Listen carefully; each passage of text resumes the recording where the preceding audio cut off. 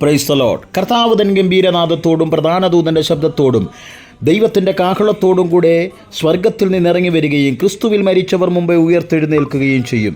പിന്നെ ശേഷിച്ചവരായ നാം അവരോട് ഒരുമിച്ച് കർത്താവിനെ എതിരേൽപ്പാൻ ആകാശത്തിൽ മേഘങ്ങളിൽ എടുക്കപ്പെടും. അങ്ങനെ നാം എപ്പോഴും കർത്താവിനോടുകൂടെ ഇരിക്കും.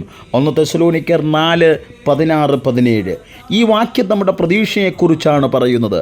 യേശു ക്രിസ്തുവിൻ്റെ രണ്ടാം വരവ്. ഈ ലോകം അതിൻ്റെ പാപഭാരത്താൽ മുങ്ങിത്താഴുമ്പോൾ ദൈവമക്കളായ നമ്മെ തേടി യേശു മധ്യാകാശത്തിലേക്ക് വരുന്നു. ഇതൊരു രഹസ്യ വരവാണ്. ലോകം ഇതറിയുകയില്ല. സഭയുടെ കാഹളം മുഴങ്ങുമ്പോൾ ക്രിസ്തുവിൽ മരിച്ചവർ ആദ്യം ഉയർത്തെഴുന്നേൽക്കും. അതിനെ തുടർന്ന് ജീവിച്ചിരിക്കുന്നവരായ നമ്മളും മേഘങ്ങളിൽ അവരോടൊപ്പം ഉയർത്തപ്പെടും. ഭൂമിയുടെ ബന്ധനങ്ങളിൽ നിന്നും പാപത്തിൻ്റെ അടിമത്തത്തിൽ നിന്നും മോചിതരായി നാം കർത്താവിനെ എതിരേൽക്കുവാൻ ഉയർത്തപ്പെടും. ഈ മനോഹരമായ നിമിഷത്തെയാണ് സഭയുടെ ഉയർത്തെഴുന്നേൽപ്പെന്ന് പറയുന്നത്. ഈ നിമിഷം കർത്താവിനെ സ്നേഹിക്കുകയും അവൻ്റെ വരവിനായി കാത്തിരിക്കുകയും ചെയ്യുന്നവർക്കായി മാത്രം ഒരുക്കപ്പെട്ടതാണ്.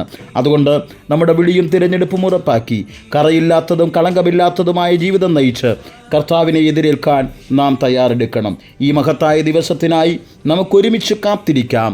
God bless you all.